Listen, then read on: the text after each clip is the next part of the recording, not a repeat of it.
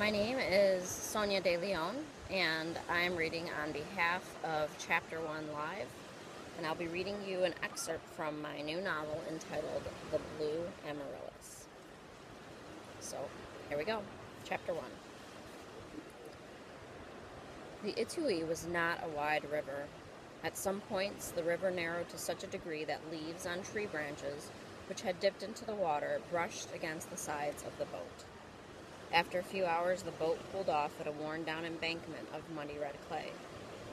Leia quickly gathered her long brown hair behind her neck and fashioned it into a messy braid. A cloud of small yellow butterflies swarmed around the front of the boat as it came to rest against the riverbank. She tightened her backpack straps and swung her legs over the side of the boat. She dropped down to the riverbank, and her shoes splashed into the water, the wetness seeping through to soak her feet. One of the men gave directions. Straight ahead, about a mile into the jungle, you will find a small river. Go left and follow it for about 4 miles.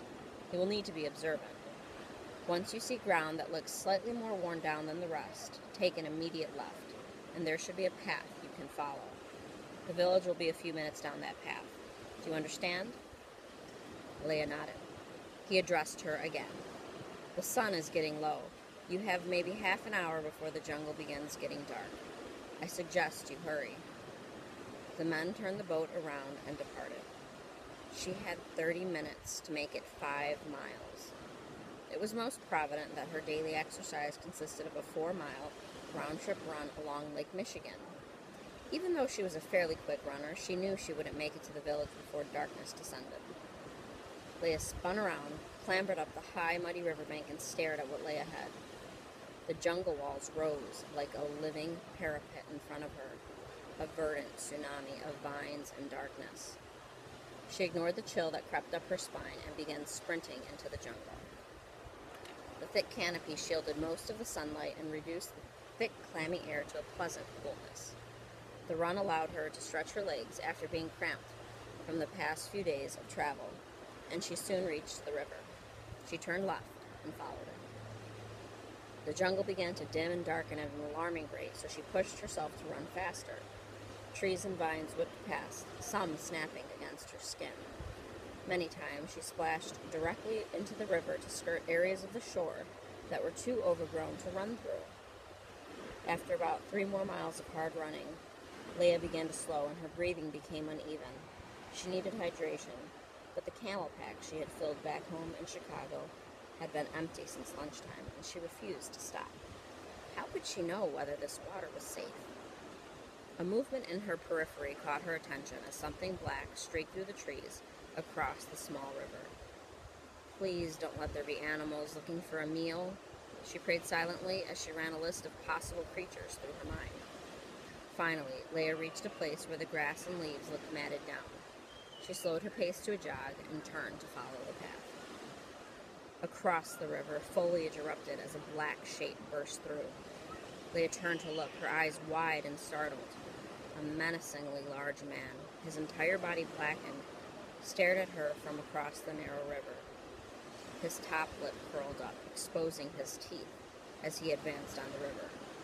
The black coal smeared over his face made the whiteness of his eyes and teeth almost glow against the darkness of the jungle.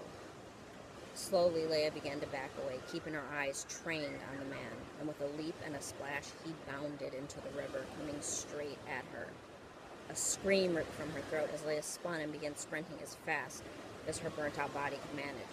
She couldn't hear him, but somehow she knew he was close behind. A searing panic rushed through every nerve in her body as adrenaline pumped her forward. A quarter-mile ahead lay a large grassy dirt clearing, scattered with raised huts on stilted legs.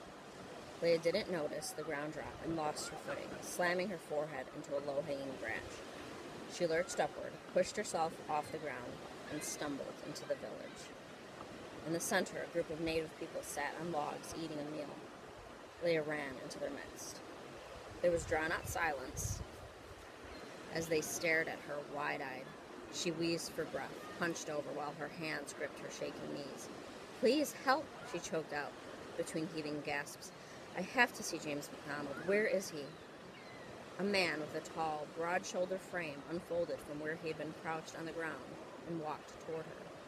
His lean, muscled body moved in a smooth, crawling manner that brought to mind wolves and panthers. To describe him as handsome would be a grave injustice. This man was beautiful. Her eyes widened when she saw that he was mostly naked, with just a thin cord wrapped around his bare hips.